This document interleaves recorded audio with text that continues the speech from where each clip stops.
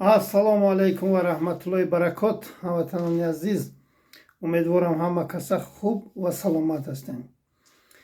хитоб ба хоялесону гирди атрофи раҳмонови моғулу манғити душмани миллати тоҷик. онҳо мегӯянд ки ленинободиҳо 70 сол ҳукмронӣ карданд. акнун мо бояд 35 соли дигар бихӯрему бичарем. дар ин бора иншоаллоҳ раҳмон барои мардуми сарбаланди тоҷик гуфта мегузарем, мефаҳмонем. бояд мардум ҷиддӣ, яъне аҳамият диҳанд, гӯш кунанд ва муқоиса кунанд ки инҷо ман хато кардам. агар ман хато карда бошам, нависем ки бародарам фалон ҷо ту гапат дуруст намегирад. акнун ин мавзӯъ ба чоплусҳоям дахл дорад. чоплусҳое ки намгу номуси мардигарӣ надоранд, лесако, инҳоям ба яъне дахл дорад. ҳамватанони азиз, иншоаллоҳ 4 мисра шеър дар бораи ин чоплусҳо мехонем, ба суҳбатро идома медиҳем. лаганбардор гуфто тоҷикистон гулшукуфон аст, вале афсӯс хӯроки ҳамон бечора ролтон аст. ҳилолу кабку оҳу рӯзу шаб хӯроки раҳмон аст, вале тифлони қарсақзан зори бурдаи нон аст. инҳо ҳатто нони хӯрдан надоранд, боз мебуроянд ин золимро пуштибонӣ мекунанд, ин бадбахтро тарафдорӣ мекунанд. 2 соат барқ доранд, дар торикӣ нишаста боз инро мехезанд, пуштибонӣ мекунанд. субҳаналлоҳ. акнун ҳамватанони азиз, суҳбатро идома медиҳем. ин бадбахтои гирду атрофи раҳмонов мегӯянд ки ленинободиҳо 70 сол ҳукмронӣ карданд. мо бояд нав ҳоли 35 сол шуд, бояд 35 сол дигар мо яъне бихӯрему бичарем. шумо модару ба хатоҳо, шумо бандаҳои нафси ҳаром, бо раҳмонови ҳаромӣ, бо раҳмонови ҳаромзодае ки фақат ба хотири авлодашу ба хотири шумо ҳаромзодаҳо хизмат кард, хуб маро гӯш кунед.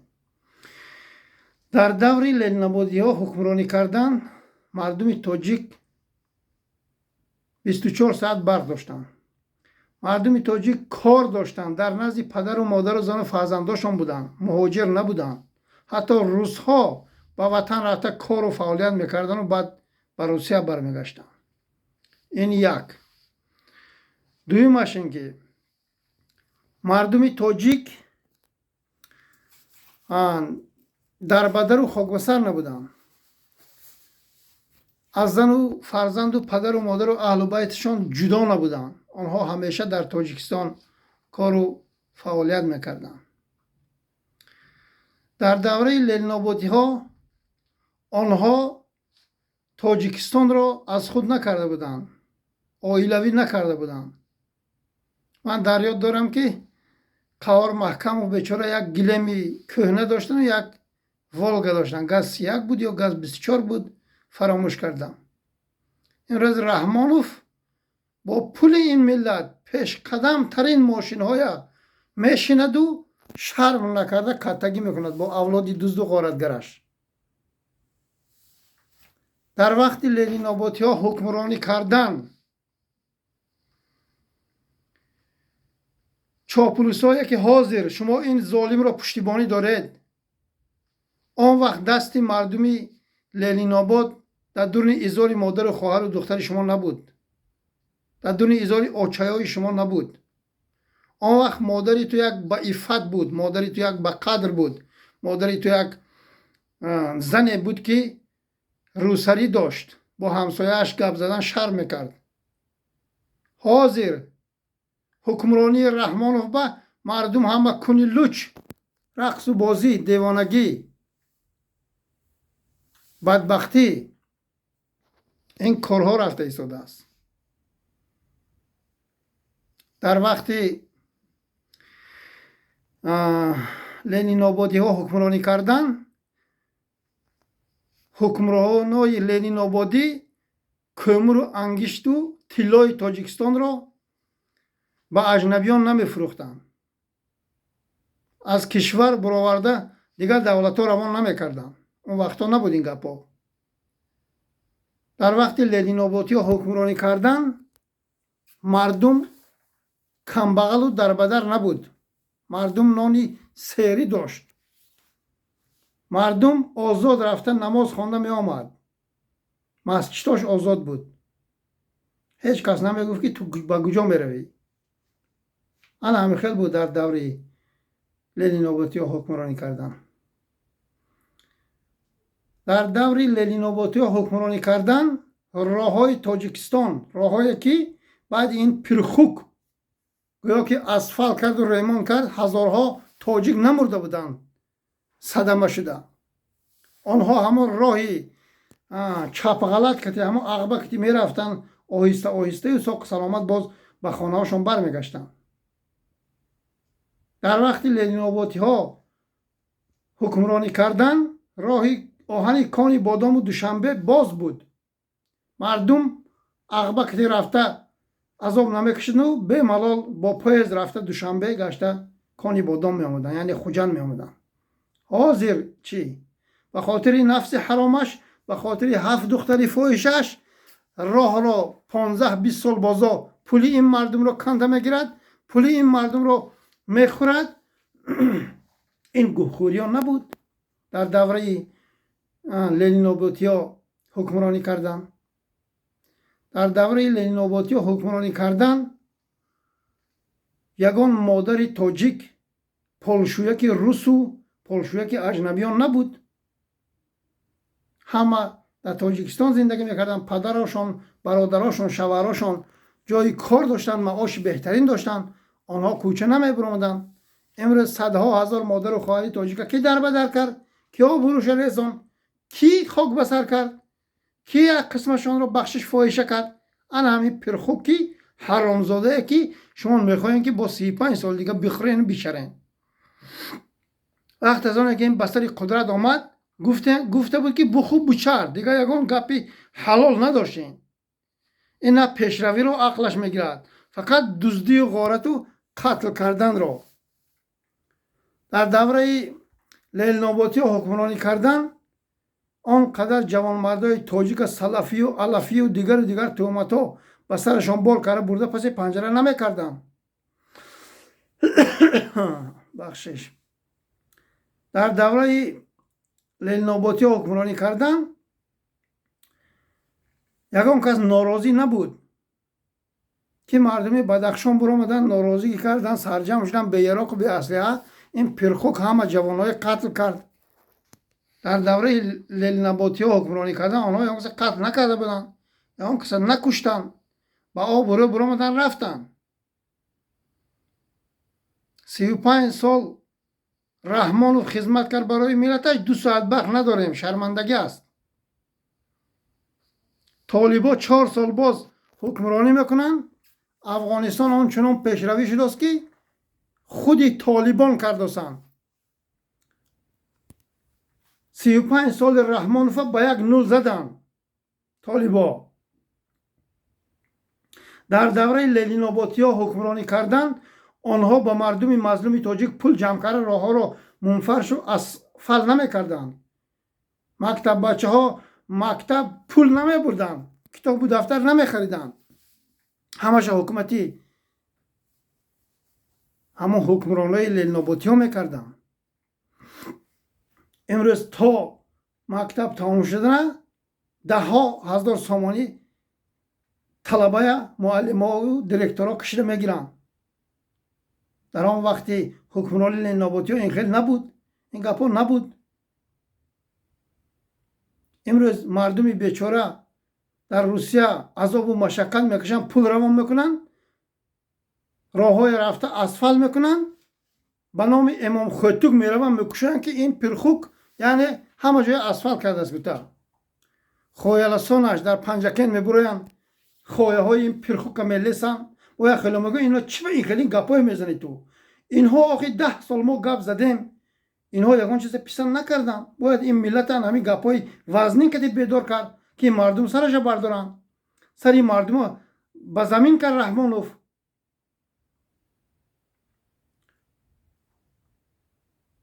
تمام دیه های تمام ناحیه های مردم بیچاره پول رو میکنن، اونجا با اسفالت میکنن، بعد میگوین که این رحمانوف با تشبوس پیشاب ملت تاجیک همه جا اسفالت شد.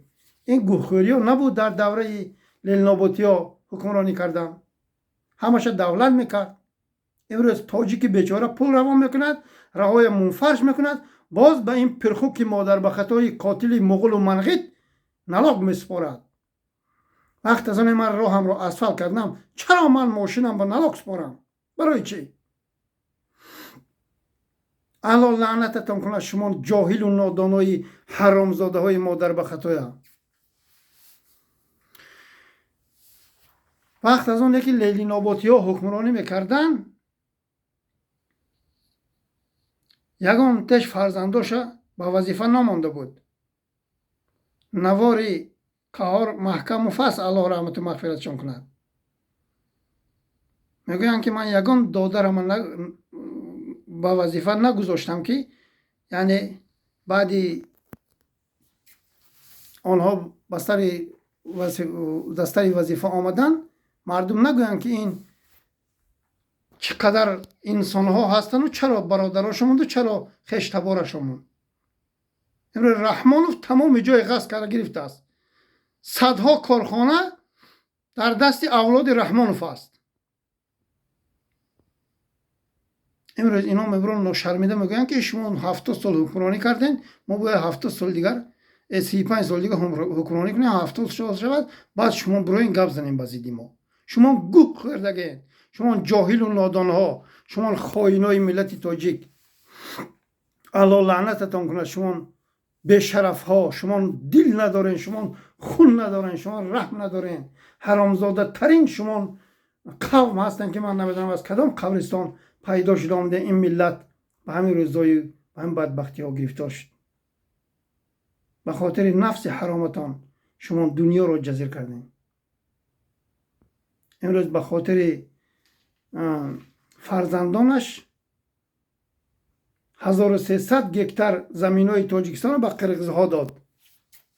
در وقت لیلی ناباتی ها حکمرانی کردن، یک قرقیز حتی پاش نمی گذاشت سرزمین ما به هجوم کند، کج حتی نگاه نمی کرد.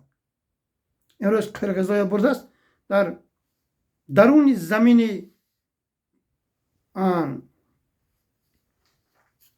خوجند، یعنی جبار رسولوف که کپی روز کردن، ناشرمنده اینا میگوین ما 35 سال دیگه باید چکنیم.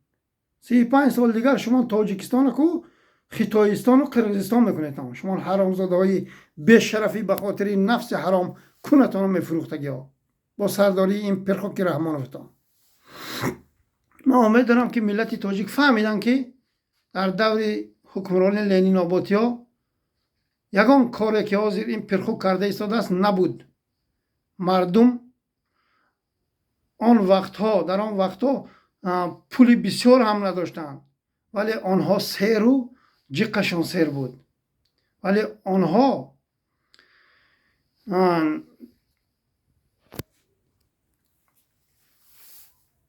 بای بودن. بایگری آنها چی بود؟ بایگری آنها روزه نمازشان بود. هر کسی که روزه می‌دارد و نماز می‌خواند وای بایترین شخص است. در دوره انامان لیلی ناباتی حکمرانی کردن، مردم خم و خلوت نمازشان می‌خواندن، از الله می‌ترسیدن، رشوه نمی‌گرفتن، پولی آن کس نمی‌خوردن. امروز رحمانوف یک حاجتخانه $25,000 در سر گردنش، وقت از آنه که نو عائله دار شده بود در نزد همون باغش حاجتخانه نداشت. امروز اون حاجتخانه $25,000 میکند، سمالیاتش به بار میکند، هواپیما به کدام دولت کدام قبرستان میرود آنجا همون حاجتخانه به حاجت میکند. اکنون دیگر حاجتخانه ها باید این نشیند که ویروس داشته بوده است. تا حالا که در شلوارش بوی زکی خری دشت قبچاق نرفته است، بوی گاوی دشت قبچاق در ایزاری عزیز ماه نرفته است.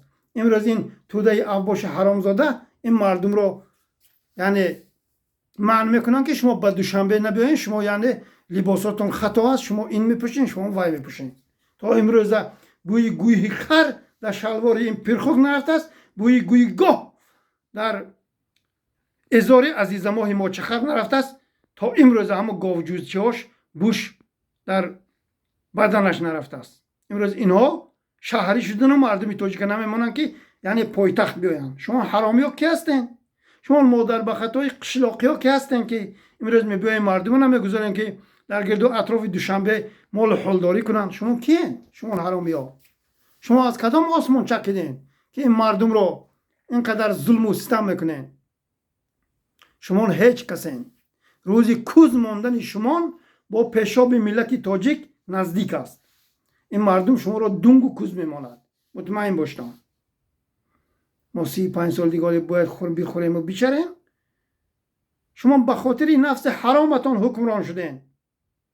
همون کلابی هایی که رحمانوف بسری قدرت آوردن، اگر یک خدا ترس می بود مردم کلاب تا امروز به برق و بیاب نبودن. همش به خاطر نفس حرامش آمد. مردم کلاب را امروز در چشمشان خاک زدن و یک پرخوک را بسری قدرت آوردن، تا امروز مردم کلاب عذاب میکشن، آب ندارن، با خر آب میبرن. عیب شرمندگی که امروز کلابی میگوین. کلابی رحمانوف بسری قدرت آورد، در کلاب آب و برق نیست. سبحان الله. همین است پیشروی شما. در دوری لیل نوباتی ها حکمرانی کردن، کلاب 24 ساعت برق داشت. امروز کلاب برق ندارد. کلابی ها آورده هم پرخوک بسری قدرت. تا امروز خاموشن. فکر نکنین که خانه در شما همون آدمایی که هم پرخر آوردتان برق دارد. مردمتان فکر نمیکنین. فردا شما در نزد الله چی جواب میگوین؟ مگر برادری رحمانوف در نگذشت؟ این عالم را پدرود گفت. زار را در نگذشت. این عالم را پدرود گفت. با آنقدر ظلم و ستم شما خیال میکنین که هزارها سال عمر میبینین با این پرخوکی مادر به خطای رحمانوف؟ هرگز نه. روزی به نزد پروردگار خویش برگشتن شما، ظلم و ستمی که این مردمتان را کردین خیلی نزدیک است. من محمد تقویف چی میخواهم؟ تنها من نه وظیفه میخواهم، نه آن کس آزار دادن میخواهم. من این خیلی انسان نیستم. من با آدما کمتر ترس دارن و هزارها مینویسن که صدها نفر مینویسن که تو این خیلی آدم نبودی، تو چی به این خیلی شدی؟ من هیچ خیلی نشدگم. من چی ظلم و ستمی بود گفتم. میگفتن یک پاشا یعنی پشت لبی تو با آزار نمیافت، تو امروز چرا این خیلی شدی؟ من هیچ خیلی نشدگم. من آخی گفتم شما 2 ساعت برق دارین، نباید این کار شود. محمد تقویف هدفش باید ملت تاجیک در نزد پدر و مادرش جای کار پیدا کند، دیگر غلام و دربدر نباشد، 24 ساعت برق داشته باشد، باید تاجیکستان را آباد کند، دیگر دولت ها باید به تاجیکستان مرد کاری بیان. من همین را میخواهم. من نمیخواهم که شما 2 ساعت برق داشته باشین و یک مادر به خطای تعریف کنین و بردار کنین. این من هرگز نمیخواهم. من میخواهم که شما یک زندگی حلال داشته باشین. دیگر برای من هیچ چیز در کار نیست. من دست و پنجم الحمدلله بوتون است. یک مردی بوز بالا هستم. تمام اینجا میبرایم، رزقم پیدا میکنم. و همین خاطر بسیاری ها فکر نکنن که ما وظیفه میگیریم و ما پگه یعنی مردم ما ظلم میکنیم. هرگز نه. اگر حکومت که نقم میباید هر کس رنگ رحمانوف مناسبت میکند برای این ملت، محمد تقویف همون روز دفع میکند، از وظیفه آزاد میکند. من این را وعده میتیم برای ملت سربلند تاجیک. هر انسانی که حرام خور است، هر انسانی که رحم ندارد، هر انسانی که تنها اولاد خودش را یعنی پرورش میکند و یعنی وظیفه را تقسیم میکند، وی راه دادن نمیشود حکومت نو. و این را فراموش نکنه. من خودم هم وظیفه نمیگیرم، ولی من نظارت میکنم انشاءالله رحمان. به همین خاطر باید این ملت بیدار شوند. از همه تون خواهش میکنم بیدار شویدان. در وقت لیلی نوباتی ها حکمرانی کردن، پسر غلام و دربدر نبود. فرزندش کلان میشود قدی کوچه و خطایی اسفال کرد و پدرش نمیشناسه میره پدر میگوید. این خیلی گوخوری نبود در دوری خوجندی ها یا لیل نابوتی ها حکمرانی کردن. همه مادرها وقتی که حامله دار بودن در نزد پدرش بخشش در نزد شوهرشون کودکش به دنیا می آمد.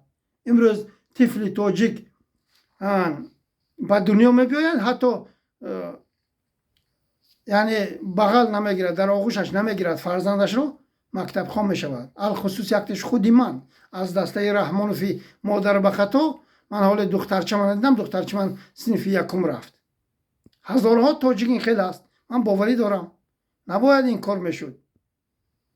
باید همه در نزد پدر و مادرش باید زندگی میکرد، در نزد فرزندانش باید زندگی میکرد. امروز هزارها جوان تاجیک پدر و مادرش در میگذارند در جنازه پدری خدا رحمتش یعنی در نمی آورد، میبرند دیگرها بیگانه ها گر میکنن. این حال شاید بستری مایم بیاید، این خاموشی مردمی ما باشد، این مبارزه طول کشد، مایم هم خیلی میشیم. بخشش. بسم الله.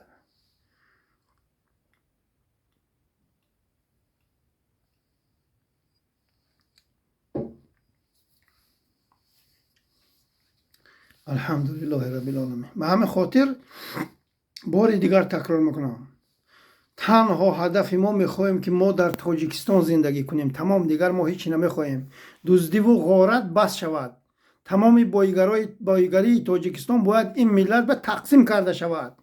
امروز رحمانوف صدها هزار تن کومری عینی و کومری پنجکین و دیگر جایها را با اولاد حرامزادش میفروشد و در جیب خودش میزند.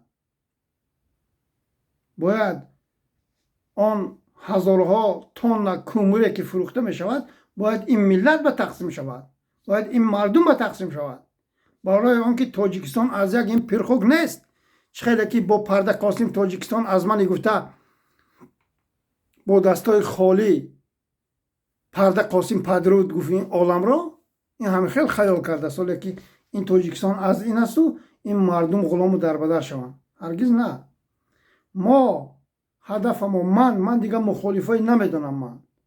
من دیگراشون با کار ندارم.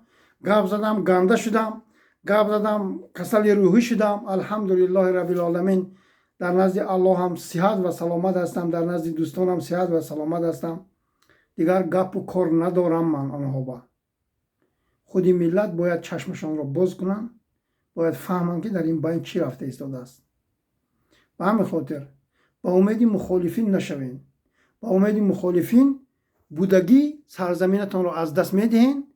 اینها جای گرم را یافتگیان، اینها نمیروند هموطنان عزیز، بسیاری هاشون نمیروند. به همین خاطر باید خودتان بودتر و محکم قپین. هر انسانی که دلش برای این ملت میسوزد، دلش برای این ملت درد میکند، خودش عیان است. خودش رنگ آینه معلوم است که اون آدم چی میخواهد. باید خودتان کلتان رو کار فرمایید.